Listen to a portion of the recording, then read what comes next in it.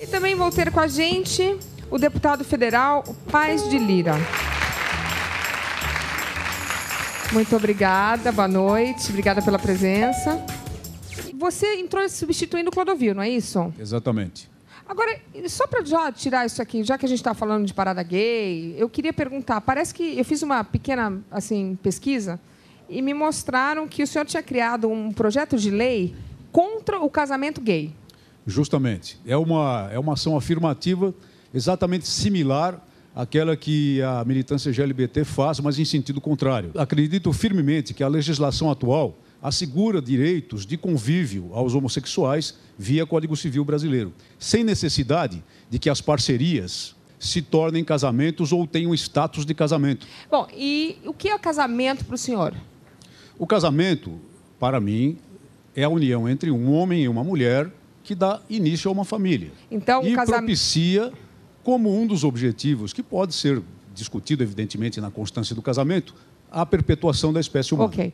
Temos um casal que se ama, são casadas, têm 2 filhos. Qual é a diferença das moças serem 2 moças, ou um homem e uma mulher? Qual a diferença exatamente para o senhor?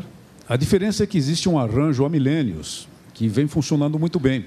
O que elas apresentam aqui é uma experiência social inédita. E eu não entendo que essa experiência social inédita seja adequada para o prosseguimento da história da humanidade, sinceramente. Então, a minha pergunta é, por que não a fórmula casamento, que é uma coisa tão bonita, ser aplicada em pessoas que se amam, em pessoas não são diferentes, mas pessoas do mesmo sexo, na realidade não são diferentes, né? Por que não? Por que Luciana, não mudar? Muita gente diz que o casamento está em crise, que a família está em crise. Muito bem, mas não é inserindo uma nova crise nessa fórmula que nós iremos resolver a questão. Eu vejo dessa maneira. Eu acredito no casamento, acredito na família.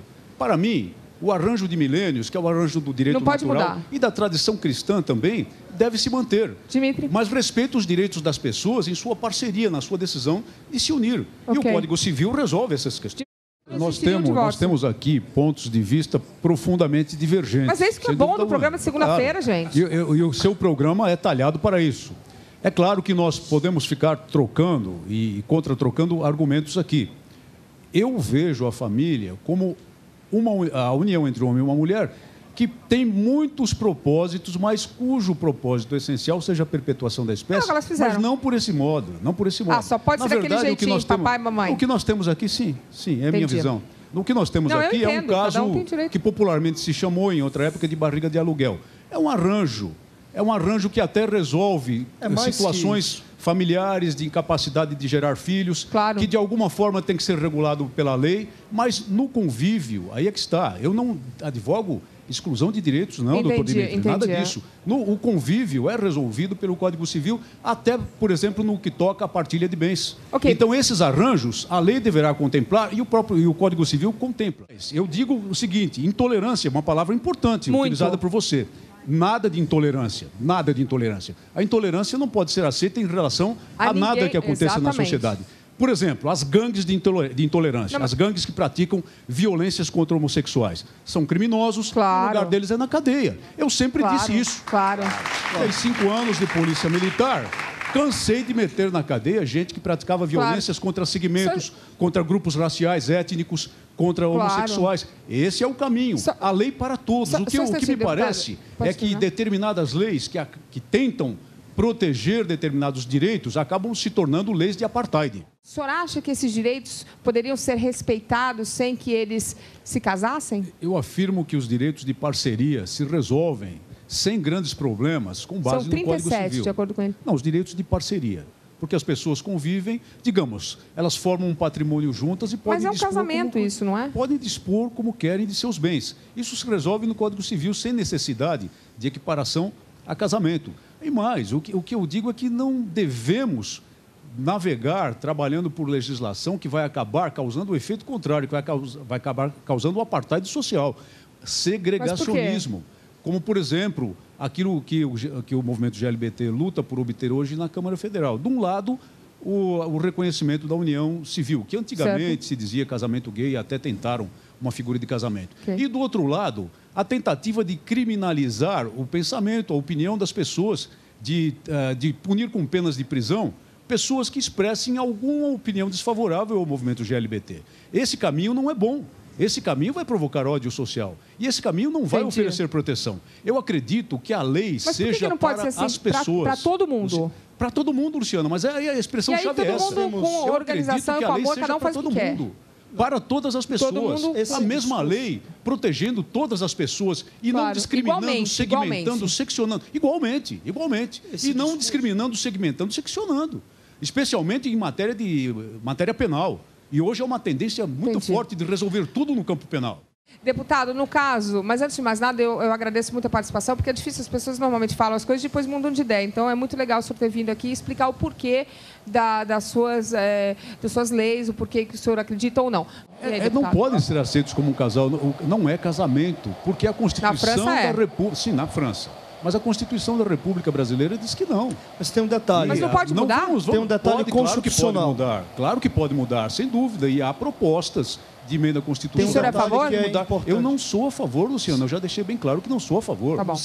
E aí eu lanço uma outra pergunta. Vamos lá, Jane, pode falar. Você fala muito bem. Políticos, que voto gay também é voto. Jane, mas então o que você disse é que na hora de pedir voto... Deputado, você entendeu o que ela quis dizer? Luciana, eu concordo com a crítica.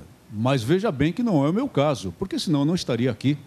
Eu estou num programa com o perfil do Super Pop e perante uma plateia militante. Na verdade, eu estou me expondo civilizadas, ao hein? Civilizadíssimos.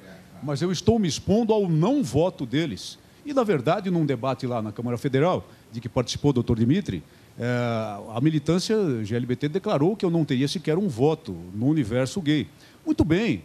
É o ônus da política, da boa política. Eu não estou aqui para fazer política de duas caras. Eu estou defendendo posições com toda clareza. E essas pessoas percebem que a posição que eu defendo seguramente não as favorece em vários aspectos. Então, não teria o voto delas. Mas em alguns aspectos favorece? A carapuça não me serve. O aspecto em que favorece é que eu defendo direitos para todos, para todos. Eu defendo direitos iguais para todos. Eu defendo proteção da lei para todos. Eu defendo a proteção da lei penal para todas as pessoas, independentemente de orientação, independentemente de cor da pele, de condição social. Nesse ponto, nós estamos juntos. Eu quero saber do senhor aqui. O senhor vota a favor ou contra a Lei 122 contra a homofobia? O voto do senhor, eu queria que o senhor comprometesse aqui com a gente. O voto é contrário, eu lhe digo por quê. Vamos lembrar... Ele vota contra. Ele vota contra, então. Sim, voto contra. Mas vamos então o senhor é homofóbico. Não. Você pode me rotular. Muito bem.